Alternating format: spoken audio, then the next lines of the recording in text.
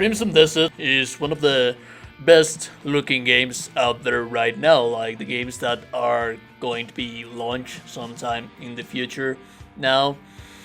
And I decided it was a nice idea to talk about everything that we know so far about the game on multiplayer, story, development process, the developers as well, and for the story, it's pretty much based on the same cosmology and universe for the Black Desert Online. Now, if we wanted to talk about the story and about this thing, it would take us like ages and ages because there's tons and tons and tons of content about this thing. Essentially, we are in a universe like where the Black Stones have a very huge importance on the resources management, and there's factions that are fighting against each other. And originally this was supposed to be planning to be like a sequel for the original Black Desert events, and like it's no longer going to be the case anymore. I believe, if my memory serves me well, it's going to be a prequel for the Black Desert universe. But the juicy stuff that we have right now, it's on the multiplayer, the character customization, some of the gameplay mechanics. So yeah, let's dive right into that, right? First and foremost, let's talk about the places where the game is going to be launching, since those damn gorgeous graphics definitely look like they're gonna swallow a whole bunch of resources, and there's concern that the game might actually be focused on aiming development for next-gen consoles only. Quote, Crimson Desert is not being developed on an upgraded version of Black Desert's engine, but rather on our completely new next-generation game engine. Perlabis has many years know-how in development and optimizing our proprietary engine, and we will do our best to ensure that users can enjoy Crimson Desert on a number of devices, including next-generation devices. End of quote.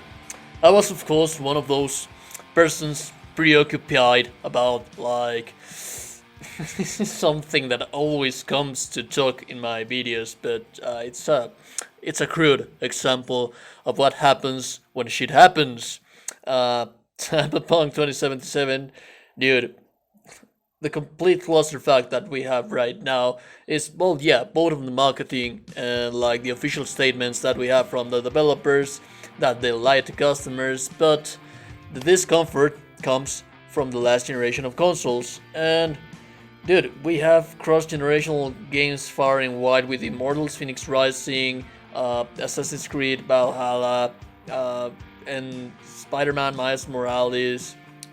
There's a whole bunch of, like, I don't want to dwell too much, but when we take a look into these graphics, yes, of course, it comes to mind that like something shitty might happen. Apparently everything's going smoothly, and like there's no comment right now on whether if the game is going to be optimized for Xbox Series S and X and PlayStation 5, but at the very least, we know that the game is going to be launching in both last gen and next gen. Now let's talk about the multiplayer elements, because I believe that this is where the juicy stuff comes into play, or at least this is where it starts. Quote, when it comes to single player and multiplayer modes, it's difficult to talk about other games that might have the same system as Crimson Desert. Internally, we believe that Crimson Desert is a genre of its own. Crimson Desert doesn't have a separate single player and multiplayer modes that are independent of one another, but rather the two are organically connected to provide a unique gameplay experience. But of course, those who wish to play a purely single player game can do so too. Furthermore than that, the developers have said that while the cross-platform is not in their immediate plans, it is something that they actually do consider, and that they don't completely discard that it might actually happen. Also, being this genre of its own thing, questions like multiplayer exclusive content come to mind, and while they say that there will be none of that, it will be at the very least interesting to see how it turns out. As you can remember, in the gameplay trailers we can see a scene where there seems to be something of a siege, and about that topic they said that, quote, although sieges will exist, players may find that they differ from existing forms of faction versus faction siege. We are preparing various types of PvP content and large-scale battles such as Siege Battle shown in our gameplay trailer. It is, however, too early to comment on the scale of participants for such content, as the content is still in development. End of quote. Yeah, like, this is mostly strongly focused on being a single player experience. Like, let's say that there is multiplayer in here at some extent, but it's all completely optional. There are no immediate multiplayer places that you need to like experience if you don't want to, like it happens with many other games that they have their design multiplayer experience focus on those multiplayer levels. But it comes to my mind, like, they talk about multiplayer PvP in here, and I think that at the very least it will be interesting to see how they implement this thing of the PvP if there's no multiplayer exclusive content. When it comes to the Siege, like, will that be happening around the main campaign? There's a whole lot of questions in here, but at the very least, with what we know so far right now, gives us a little bit of an idea of what can we expect on this one.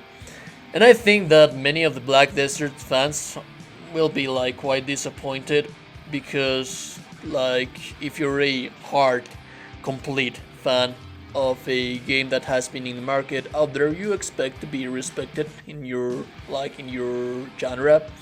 But yeah, this is like single player mostly, purely, and they strongly focus on that. And then let's talk about some of the gameplay mechanics and character customization, because, you know, it's always fashion over usefulness. Always. You have to be classy when you kick people's asses, so yeah. Quote, Macduff's cosmetic appearance can be changed depending on the gear that's equipped, but his face is not customizable in order to convey the story more naturally.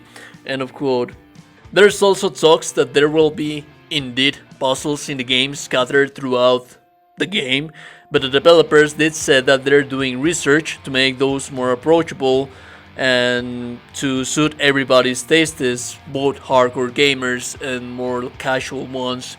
And when it comes to the world exploration, there's also a whole lot of juicy stuff that we can expect from the game. Quote, there will of course be various hidden places to explore and random encounters to be had. The nature of this content will vary, but we have tried to design it in a manner that does not prove too stressful for players to enjoy. End of quote. And I can totally understand that, because puzzle solving, it's like it's a genre that doesn't actually feel everybody's tastes, and some people might actually feel thrown down when they see this. Some other people like me get excited because I love puzzles.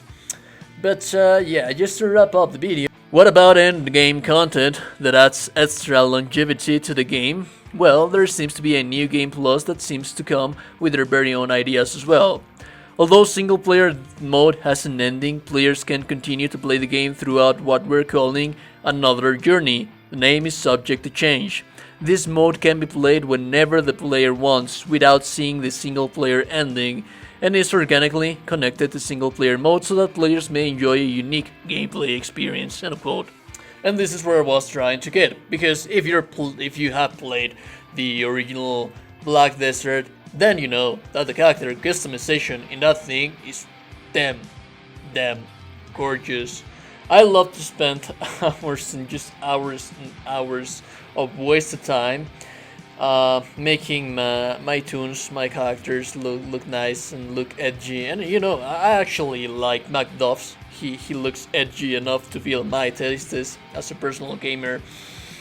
But when I read that there was not going to be like character customization, at least on like the facial stuff, I was a little bit thrown down, because Black Desert customization is the best that you can encounter in market right now. It's la creme, is top notch stuff.